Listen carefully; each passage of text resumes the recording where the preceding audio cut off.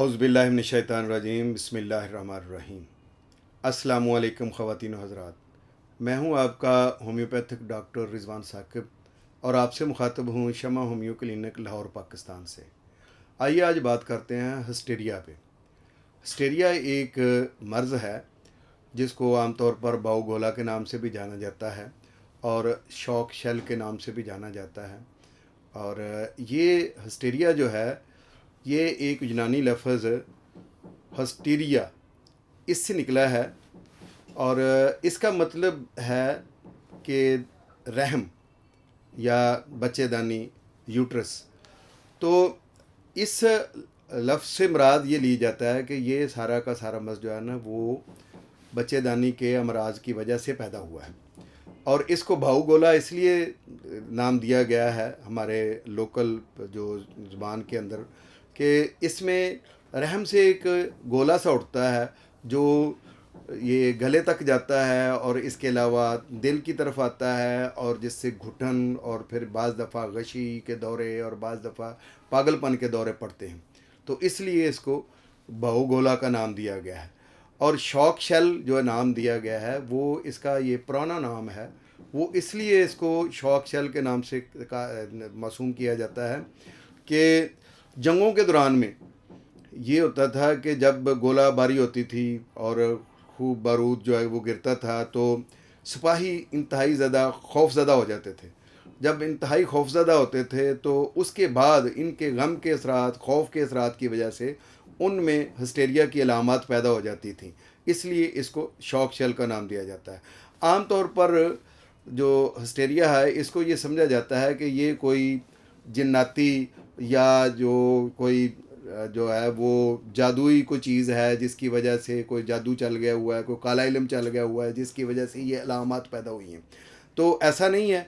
दूसरी चीज़ ये है कि ये एक मेडिकल बीमारी है और दूसरा ये है कि इसको अक्सर लोग ये कहते हैं कि ये सिर्फ लड़कियों में होता है और ये भी ख्याल गलत है। ये लड़कों में भी हो सकता है, बड़ी उम्र की औरतों में भी हो सकता है और ख़वातीन में भी हो सकता है। तो आइए इसके बारे में हम डिटेल से बात करते हैं।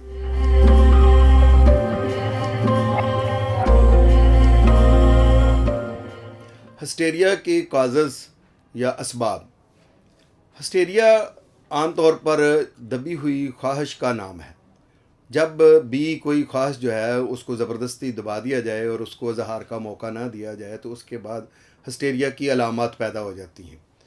हिस्टीरिया आमतौर पर उन ख़वातीन में होता है जिनको माहवारी की तकलीफ़ होती है, दिक्कत के साथ आती है, डिले होते हैं मेंसेस जो होते हैं, तो उसकी वजह से भी हिस्टीरिया का जो आर्ज़ा है वो पैदा हो जाता है। और अगर इसकी हम डीप स्टडी में जाएं तो इसमें यह है कि जब ख़वातीन को 2-2 माह या 3-3 माह माहवारी नहीं आती है तो उनकी यूट्रस जो है वो सूख जाती है, उसका साइज़ कम हो जाता है। अब वो साइज़ कम होने की वजह से जब वो जिस्म के अंदर गर्दिश करती है, हरकत करती है, तो उसकी वजह से फिर मतली, नोज़िया, कै, वोमिटिंग का होना और इसके अलावा वो जो दौरा सा, गोला सा बनना जिसकी वजह से जो हार्ट के ऊपर जो बोझ का महसूस होना, पल्पिटेशन का बढ़ जाना, फिर ऐसे लगना जैसे गला कोई घूंट रहा है और इसकी वजह से फिर जब ये अलामत सीवियर होती हैं तो फिर ये होता है कि जुनून, पागलपन, इस तरह की अलामत पैदा हो जाती हैं। तो असल चीज़ जो है वो काज जो है वो ये होती है कि किसी भी ख्वाहिश का आगाज़ में ही दबा दिया जाना। हमारे मुआशरे में अक्सर जो इज़्ज़त नफ्स का ख्याल नहीं रखा जाता, बच्चियों को उनकी सहेलियों के सामने ही झिड़क दिया जाता है या छोटे बहन भाइयों के सामने बड़ी बच्ची को झिड़कना, उसको मारना, पीटना और जो शादीशुदा ख़वातीन हैं उनको उनके ससुराल में सबके सामने बेइज्जत करना, ये चीज़ें जो होती हैं ये उनकी ख्वाहिशात को दबा देती हैं। उसके बाद ये मेंसेस की प्रॉब्लम्स आती हैं, मेंसेस डिले होते हैं और अक्सर बेजा नारवा पाबंदियाँ जो हमारी बच्चियों पर लगा दी जाती हैं, जहाँ तक जायज़ पाबंदियाँ हैं वो तो ठीक है, लेकिन उसमें भी उनको कायल करके वो पाबंदी लगानी चाहिए कि आप पर ये बच्ची पाबंदी लगाने की वजह ये है। वालिदैन को चाहिए कि बच्ची को एजुकेट करें कि अब तुम जवान हो गई हो, अब तुम्हारे पर ये चीज़ें जो है ना वो लागू होती हैं, इसलिए आपको ये काम करने हैं, ये नहीं करने हैं। तो ये सारी बड़ी जो जवान बच्चियां हैं या औरतें हैं ये सब करती हैं, आप अकेली पर ये पाबंदी नहीं है। जब ये बात बताकर उसको कायल करके ये काम किया जाएगा तो इस तरह के मसाइल पैदा नहीं होते। इसके अलावा ये है कि इसका ख़ास वजह जो है ना वो सदमा, शौक़, किसी चीज़ का शदीद किस्म का जो सदमा पहुंचता है उसके बाद हिस्टेरिया के दौरे शुरू हो जाते हैं। यानी गम के माबाद असरात जो होते हैं ये भी हिस्टेरिया का काज बनते हैं। इसके अलावा खौफ, जो इसका एक नाम इसको दिया गया है शॉक शेल जो दिया गया, वो हिस्टेरिया को इसीलिए नाम दिया गया है कि जैसे बमबारी के बाद का जो एक दिल में खौफ बैठ जाता है, दुश्मन का खौफ बैठ जाना या किसी हवाई हमले का या कोई फ़ज़ाई हमले का खौफ जो दिल में बैठ जाता है, या ज़लज़ले का खौफ, एक दफ़ा शदीद किस्म का ज़लज़ला आया और उसके बाद जो खौफ अंदर बैठ गया कि दोबारा ना ज़लज़ला आ जाए, तो इस तरह का जो खौफ है ये भी अंदर जो खौफ पैदा होता है वो भी हिस्टेरिया का काज बनता है। फिर इसके अलावा जो दबी हुई ख्वाहिश जो मैंने आपको बताया है उसमें यह है कि अजहार की जो वो उसको इजाज़त ही ना देना, उसको अपने माफी ज़मीर को बयान करने की जो वो उसके अंदर जो है वो इजाज़त ना देना, बल्कि उसको कहना कि बस तुम खामोश रहो, तुम आगे से कोई बात नहीं कर सकते या कर सकती हो, जो हमने कह दिया है वही बिल्कुल ठीक है। उसको कोई आर्गू को दलील को देने की इजाज़त ही ना दी जाए और या उसको को वजाहत करने की इजाज़त ना दी जाए, तो वो फिर गम जो है वो अंदर ही अंदर जो है वो फिर ये भावगोला या हिस्टेरिया का बायस बनता है। ये हैं चंद एक ख़ास वजूहात। अब हम इसके जो असबाब हैं ये बयान किए हैं डिटेल से, तो इसकी अलामत क्या हैं उस पर बात करते हैं कि इसके सिम्टम्स क्या होते हैं।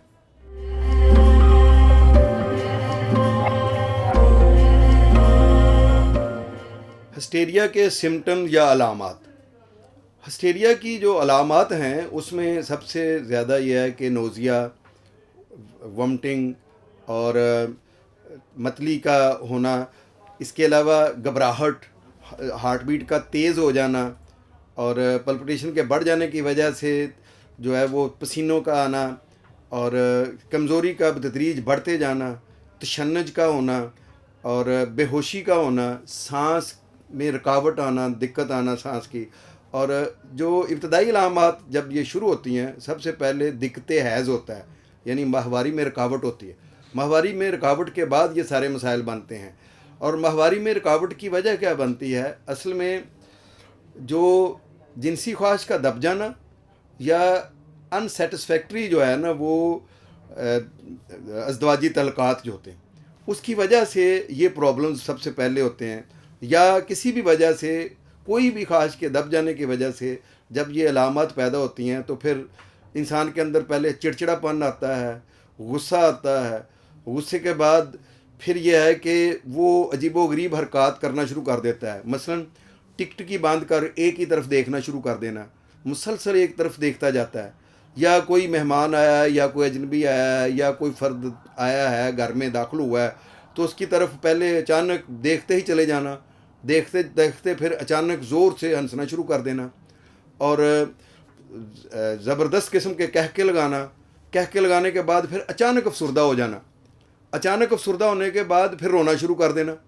रोने के बाद चीखना शुरू कर देना और चीखने के बाद फिर यह है कि हाथों पाँव का अकड़ जाना और दौरा पड़ जाना, बेहोश हो जाना, वक्ती तौर पर ऐसे लगना कि जैसे कोई फालज हो गया है, और इसी तरीके से ये महसूस होना कि जैसे इसको कोई मिर्गी का दौरा पड़ गया है और वो बोलने से आरी हो जाता है, देख रहा है पेशेंट, बोलने से आरी हो जाता है, सुनने से आरी हो जाता है, हरकत करने से आरी हो जाता है उस वक्ती तौर पर।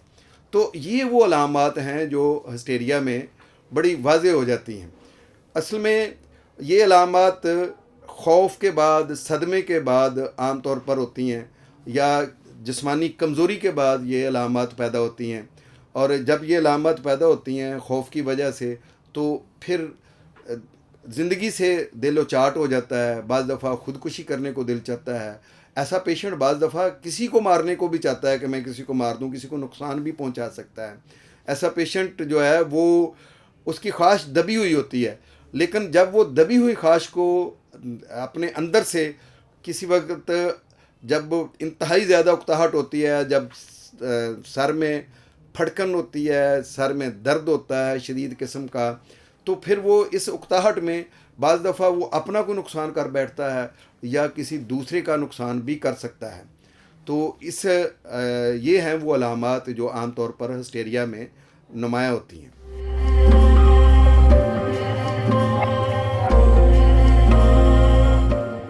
ट्रीटमेंट यानी हिस्टेरिया का होम्योपैथी में इलाज। हिस्टेरिया असल में एक ऐसा मर्ज़ है कि जिसके बारे में लोगों के जहन में बहुत सारे वहम पाए जाते हैं। ख़ास तौर पर हमारे मुआशरे में इसको तो कोई मेडिकली डिज़ीज़ समझा ही नहीं जाता। आम तौर पर इसको ये कहा जाता है कि ये कोई जिन्नात का साया है, या इसको कोई भूत चमट गए हैं जो इसका जो है वो, या इस पर कोई जादू हो गया है। जब वो पागलपन की तरह की हरकत करती है कोई बच्ची या बच्चा, और वो लोगों से खौफज़दा होता है, हजूम से जाने से घबराता है, किसी को मिलने से घबराता है, और वो छुप जाता है कि मैं नहीं मिलना चाहता किसी मेहमान को आए हुए को, या उससे डरता है किसी के, और किसी को देखकर अचानक हंसना शुरू कर देता है ज़ोर ज़ोर से, या किसी को देखकर अचानक रोना शुरू कर देता है, या चीखता है, चिल्लाता है, तो लोग ये समझते हैं कि इसको किसी का साया हो गया। अब साये के लिए हमारे यहाँ जो ट्रेडिशनल चल रहा है काम, वो ये है कि हम उसको नाम नहाद अक्सर पीरों के पास ले जाते हैं, नाम नहाद जो है वो आमलों के पास ले जाते हैं। तो आमल और जो पीर हैं वो उसका सबसे पहले तो ये कहते हैं कि जी इसके जिन निकालने हैं।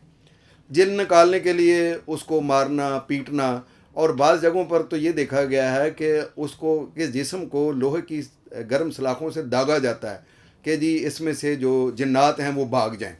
और इस तरह का जुल्म सितम करने से वो पहले से ही ये जो मर्ज़ है वो नारवा जो उस पर जुल्म ज़्यादतियाँ हुई हैं, उसकी ख्वाहिशात को बिला वजह दबाया गया है और उसके पे बिला वजह जुल्म सितम किया गया है, उसकी वजह से तो ये मर्ज़ पैदा हुआ था।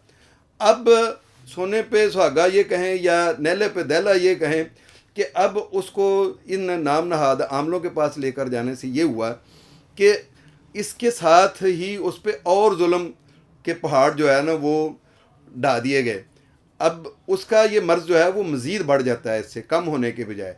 और बाज़ दफ़ा तो ये होता है हमारे माशरे में, अक्सर ये अखबारात में और मुख्तलिफ़ चैनल पे आता है कि ऐसे जो नाम नहाद आमल हैं वो इन बच्चियों के साथ ज़्यादती भी कर देते हैं, और वो जो इस तरह से उनके साथ उनको जिनसी तौर पर हरासा कर देते हैं, तो वो और ज़्यादा ज़हनी तौर पर ये ऐसी ख़ातिन जो है वो इस मर्ज़ का शिकार हो जाती हैं। तो इसका इलाज क्या है? इसका इलाज होम्योपैथी में अल्हम्दुलिल्लाह 100% मौजूद है, लेकिन ये बड़ा सब्र आज़मा काम है। होम्योपैथ डॉक्टर को बहुत ज़्यादा वक्त भी देना पड़ता है, और उसका खोज लगाने के लिए उसको बहुत सारी अलामात उसमें से तलाश करने के लिए, सिम्टम्स को ढूंढने के लिए उसको बहुत सारा टाइम भी और मेहनत भी दरकार होती है। पेशावराना महारत की ज़रूरत भी होती है कि वो ये जांच सके कि वो कौन सा गम है, वो कौन सा खौफ है जो इसके अंदर दबा हुआ है, वो कौन सी ख्वाहिश है जो दबी हुई है जिसकी वजह से ये अलामत पैदा हुई हैं। अगर काज को ढूंढ लिया जाए तो ट्रीटमेंट बड़ा आसान हो जाता है। तो इसके लिए बाज़ दफ़ा किसी ख़ातून के साथ जो इस मर्ज़ में मुब्तला है, या किसी मर्द के साथ जो इस मर्ज़ में मुब्तला है, कई सेशन जो है वो करने पड़ते हैं। अक्सर आपने देखा होगा कि कुछ मर्द जो हैं वो औरतों का रूप धार कर जो है वो अपने आप को खुशी महसूस करते हैं, उस तरह के कपड़े भड़कीले पहनकर खुशी महसूस करते हैं, और औरतों जैसी अपनी वज़ाकता बनाकर वो अपने दिल को सेटिस्फेक्शन महसूस करते हैं। दर हकीकत उनके अंदर हिस्टेरिया होता है। और इसी तरह से इसके बरक्स जो ख़वातीन हैं वो मर्दों वाले काम करना चाहती हैं, मर्दों की तरह के अपना आप को जो है ना वो बनाना चाहती हैं, जैसे मर्द अपने आप को उसी तरह का पहनना चाहती हैं, उसी तरह के अपने बालों का स्टाइल, उसी तरह के अपने कपड़ों का स्टाइल बनाना चाहती हैं। तो वो ख़ातीन भी हिस्टेरिया की मरीज़ होती हैं, और इन सब का एक अलग सिम्टम्स होते हैं जो लिए जाते हैं। उन सिम्टम्स के मुताबिक जब हम मेडिसिन तजवीज़ करते हैं तो अल्लाह के फजल से होम्योपैथी से शफा याब हो जाती हैं। अब कुछ चीज़ें होती हैं जो हिस्टेरिया में मैकेनिकल डिजीज़ होती है। मसलन आप कह लें कि जो मेंसेस हैं वो डिले हैं या वो बंद हो चुके हैं, तो अब उसके लिए अब एज भी वो नहीं है कि जिसमें बंद होने चाहिए, तो उसके लिए अब उसकी ये मैकेनिकल डिजीज़ को पहले ख़त्म करेंगे हम। उसके लिए हम स्केल कार दे सकते हैं, गुसीपियम दे सकते हैं, पलस्टिला दे सकते हैं, सल्फ़र दे सकते हैं, अशोका दे सकते हैं। इसके अलावा और बहुत सारी अद्वियात हैं जो मेंसेस को जारी करने के लिए हम दे सकते हैं। अब ये मैकेनिकल डिजीज़ को दूर करने से कुछ रिलीफ ज़रूर मिल जाएगा हिस्टेरिया के अंदर। फिर होती है जो माइंड सिम्टम्स होते हैं, उनको दूर करने के लिए मसलन अगर खौफ की फ़ज़ा है उसके अंदर तो हम एकोनाइट इस्तेमाल कर सकते हैं। और अगर गम के असरात हैं तो गम के असरात को दूर करने के लिए बाज़ दफ़ा यह है कि अग्नेशिया बड़ा अच्छा काम करती है। और ये जो मर्दों वाली वज़ाक़ता बनाती हैं औरतें, तो उनके लिए, या मर्द जो हैं वो औरतों वाली वज़ाक़ता बनाना पसंद करते हैं, तो उनके लिए हमारे पास प्लाटीना है, वो बहुत अच्छी मेडिसिन है जो इस पे काम करती है।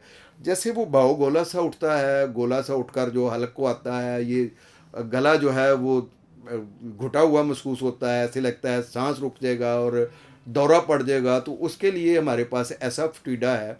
ये बहुत अच्छी मेडिसिन है होम्योपैथी की, जिसके ज़रिए से हम इसका इलाज कर सकते हैं।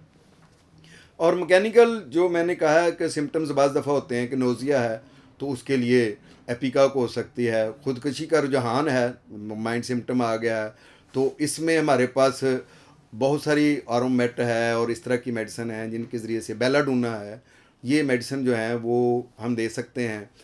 गर्ज़ हिस्टेरिया को उसके सिम्टम्स और साइंस के मुताबिक पूरी मेहनत करके ये तलाश करके कि काज क्या था, उस काज को दूर कर दिया जाए, तो अल्लाह के फजल से होम्योपैथी अद्वियात के ज़रिए से हम हिस्टेरिया पर मुकम्मल काबू पा सकते हैं और ये मर्ज़ काबिल इलाज होता है।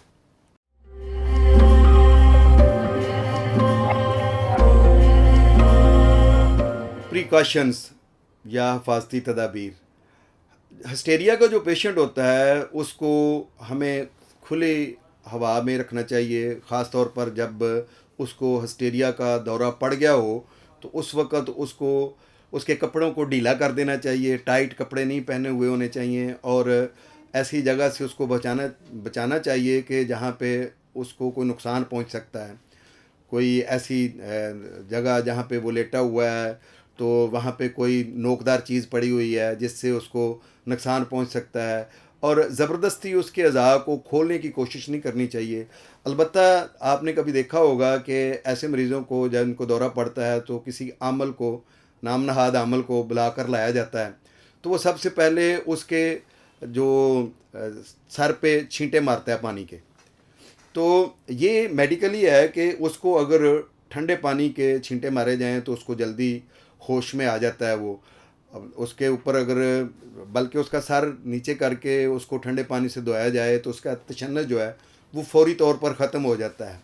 तो जिनको बार बार दौरे पड़ते हों, ऐसे पेशेंट्स को बार बार जो है ना वो गुस्ल कराना चाहिए।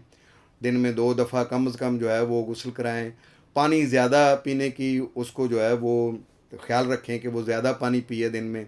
जितना ज़्यादा पानी पिएगा तो उतना कम उसको तशन्नुस के दौरे पड़ेंगे, उसकी डिहाइड्रेशन कम होगी, उसके असाब जो हैं उनमें तनाव कम आएगा, तो उसकी वजह से वो इन दौरों से बचा रहेगा।